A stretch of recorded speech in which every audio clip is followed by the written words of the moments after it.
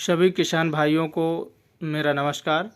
किसान भाइयों, आज हम बात करने वाले हैं भिंडी की उन्नत खेती के बारे में कि हम भिंडी की उन्नत खेती किस प्रकार से करें, कौन सी किस्मों का चुनाव करें तो हमारा जो उत्पादन है वो अच्छा प्राप्त हो और कम समय में हमें भिंडी की फसल से अच्छा मुनाफा मिल जाए। क्योंकि यह फसल कम समय की होती है तो उत्पादन भी हमें कम समय में मिलता है और हमें मुनाफा इसमें बहुत जल्दी और एक प्रकार से डेली अर्निंग वाली ये हमारी फसल हो सकती है। तो भिंडी में जो लगने वाले रोग हैं, पीत सिरा हो, मोजेक हो, उसके प्रति रेजिस्टेंट कौन सी वैरायटी है और कम समय में तैयार होने वाली कौन सी वैरायटी है, या फिर उसमें लगने वाले जो रोग हैं उनका नियंत्रण कैसे करें, इन सभी बिंदुओं का हम एक एक करके आज इस वीडियो के माध्यम से आपको बताएंगे कि आप भिंडी की खेती करते समय कौन कौन सी बातों को ध्यान में रखकर खेती करेंगे तो आपका जो उत्पादन है वो अच्छा प्राप्त होगा। तो चलिए साथियों, बात करते हैं कि भिंडी की खेती हम किस प्रकार से करें। तो इसकी खेती के लिए किसान भाइयों कुछ जो पॉइंट्स हैं वो आपको मैं बताऊंगा। तो पहला पॉइंट है कि उपयुक्त मिट्टी कैसी होनी चाहिए, दूसरा जलवायु कैसी होनी चाहिए, तापमान कैसा होना चाहिए, उन्नत किस्में, खेत की तैयारी, खाद एवं उर्वरक कौन सा देना है, खरपतवार नियंत्रण कैसे करना है, सिंचाई कितनी करनी चाहिए और रोगों का नियंत्रण कैसे करेंगे, और 10वां जो महत्वपूर्ण है, उत्पादन कैसे बढ़ाएं। तो भिंडी की खेती यदि आप लोग कर रहे हैं तो उपयुक्त मिट्टी की बात करेंगे किसान भाइयों। तो भिंडी की खेती के लिए बलुई दोमट मिट्टी है जिसमें उत्तम जल निकास की व्यवस्था हो, ऐसी भूमि पर्याप्त और अच्छी मानी जाती है भिंडी की खेती के लिए, जिसका जो पीएच मान है वो सामान्य होना चाहिए। सामान्य का मतलब है 6 से 7 के बीच में पीएच मान होना चाहिए। जलवायु की बात करेंगे तो भिंडी की जो फसल है वो ना तो अधिक गर्मी और ना अधिक सर्दी सहन कर पाती है, इसलिए जब पाला पड़ता है तब भिंडी की जो फसल है वो प्रभावित हो जाती है और उस समय हमारा उत्पादन कम हो जाता है। और जो तेज़ नमी वाली जलवायु इसकी खेती के लिए पर्याप्त होती है। पर्याप्त मात्रा में वातावरण में नमी होना चाहिए और इसकी जो खेत की तैयारी है वो हमें भली प्रकार से करके बुआई करनी चाहिए। अब हम सबसे महत्वपूर्ण बिंदु है उन्नत किस्में, क्योंकि उन्नत किस्मों के बारे में किसान भाइयों को पता नहीं होता है तो उन्नत किस्में नहीं लगाते हैं, जिससे उत्पादन कम प्राप्त होता है। पीएच हमने आपको बता दिया, 6 से 7 के मध्य नॉर्मल पीएच वाली भूमि इसकी खेती के लिए पर्याप्त होती है। किसान भाइयों, अब हम बात करेंगे भिंडी की उन्नत किस्में कौन सी हैं। तो चलिए आइए देखते हैं। पूसा A4 यह भारतीय कृषि अनुसंधान संस्थान के द्वारा तैयार की गई है और इस वैरायटी में आप देखेंगे कि बुआई से लगभग 15 से 20 दिन बाद फूल आ जाते हैं। बहुत कम समय में फूल आ जाते हैं और इसमें 45 दिन में फर्स्ट तुड़ाई हम कर लेते हैं और इसमें 10 से 15 टन जो उत्पादन है वो हमें प्रति हेक्टेयर देखने को मिलता है। तो यह किस्म आप लगा सकते हैं। दूसरी किस्म है पंजाब 7। पंजाब 7 की बात करें तो यह 50 से 55 दिनों में इसकी हम पहली तुड़ाई कर लेते हैं और इसका जो उत्पादन है वो 8 से 20 टन प्रति हेक्टेयर देखने को मिलता है। और पंजाब 7 किस्म पीत सिरा रोग जो भिंडी की फसल में आता है उसके प्रति प्रतिरोधी होती है। ये पीत सिरा रोग रोधी होती है पंजाब 7 किस्म। अब हम बात करेंगे तीसरी किस्म परभणी क्रांति। परभणी क्रांति पीत सिरा रोग रहित वैरायटी है, इसमें पीत सिरा रोग नहीं आता है और यह 50 दिन में पहली तुड़ाई के लिए तैयार हो जाती है। इससे पहली तुड़ाई 50 दिन में मिल जाती है और इसके परभणी क्रांति के जो फल का साइज़ है वो 15 से 20 सेंटीमीटर तक होता है और गहरे हरे रंग के और मुलायम इसके फल होते हैं और इसका जो उत्पादन है वो 10 से 12 टन प्रति हेक्टेयर पैदावार देखने को मिलती है। अब हमारी जो अगली किस्म है वो है अर्का अनामिका। अर्का अनामिका किस्म में पीत सिरा मोजेक जो भिंडी की फसल में लगता है वो अर्का अनामिका किस्म में नहीं लगता है और क्योंकि यह इसके प्रति रेजिस्टेंट वैरायटी है। इसके बाद अगली किस्म है हिसार उन्नत। हिसार उन्नत किस्म को किसान भाइयों हरियाणा और पंजाब में अधिकांशतया लगाते हैं किसान, अच्छा उत्पादन देती है। यह किस्म चौधरी चरण सिंह हरियाणा कृषि विश्वविद्यालय द्वारा तैयार की गई है और इस किस्म का उत्पादन 15 टन प्रति हेक्टेयर मिलता है और इससे जो पहली तुड़ाई है वो हमें 45 दिन में प्राप्त हो जाती है। और हिसार उन्नत की एक सबसे अच्छी क्वालिटी है किसान भाइयों कि यह दोनों ऋतुओं में लगा सकते हैं, चाहे सर्दी हो चाहे गर्मी हो, दोनों ऋतुओं में हिसार उन्नत किस्म को लगा सकते हैं। अब इसके बाद अगली किस्म है BR06 साक्षी F1।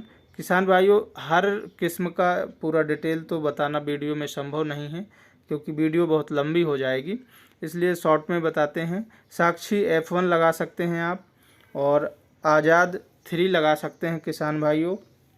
ये कुछ महत्वपूर्ण किस्में हैं जिनका आप लगाकर अच्छा उत्पादन प्राप्त कर सकते हैं।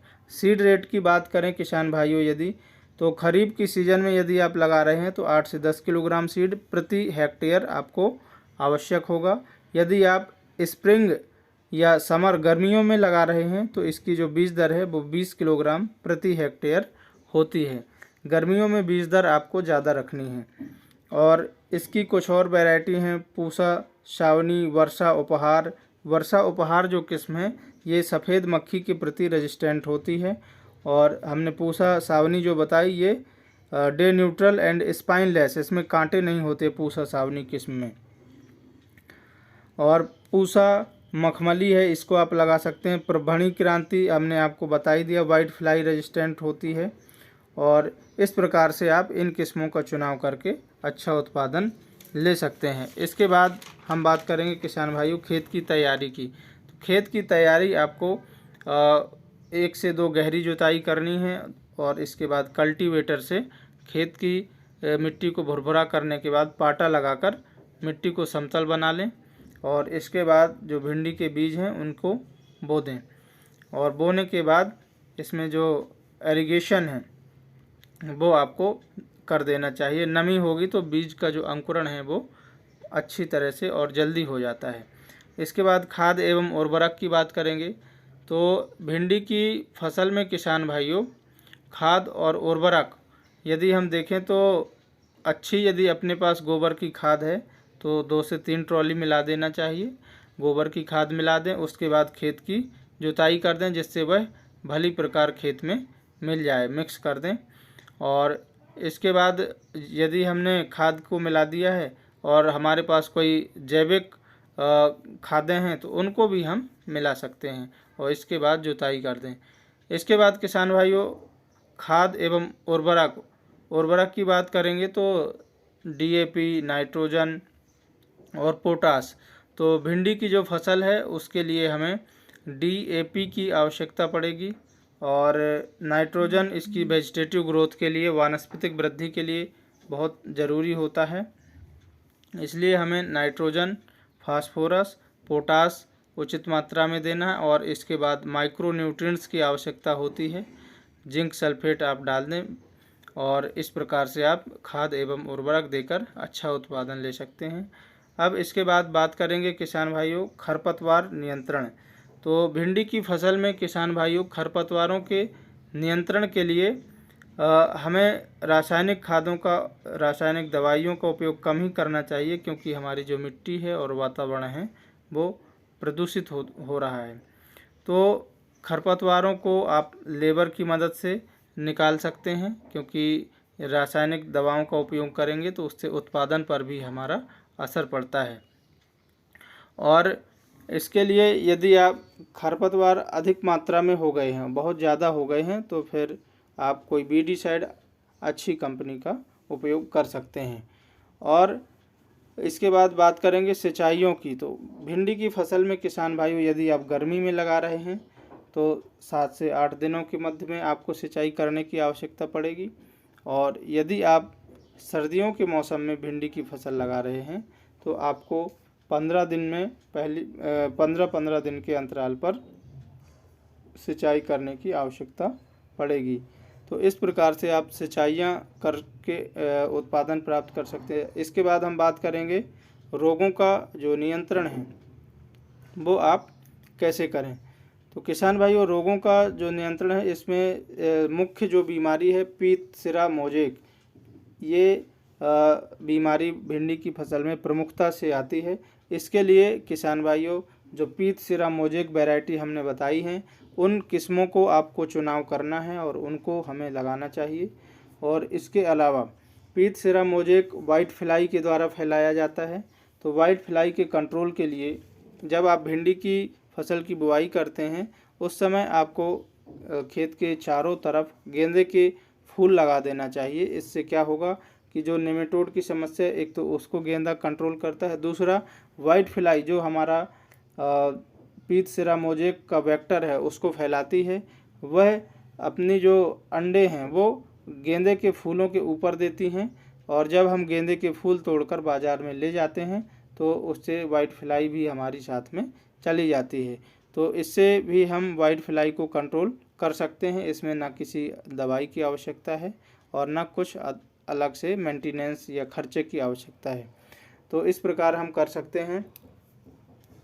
और किसान भाइयों, भिंडी की खेती करते समय हमें एक चीज़ का ध्यान रखना चाहिए कि जो समय है, यदि मार्केट में भिंडी की जो प्रमुख फसल है उसकी जब बहुतायत रहती है तो उस समय से हमें या तो आगे लगाना है भिंडी की फसल या फिर हमें थोड़ा सा लेट करके बुआई करनी चाहिए, जिससे जो हमारी फसल है वो मार्केट में थोड़ा सा ऑफ टाइम में आए। जब प्रचुर मात्रा में भिंडी आती है उस समय बाज़ार में उत्पादन हमारा ना आए तो हमें अच्छा उत्पादन मिलेगा और बाज़ार में अच्छे रेट मिलेंगे।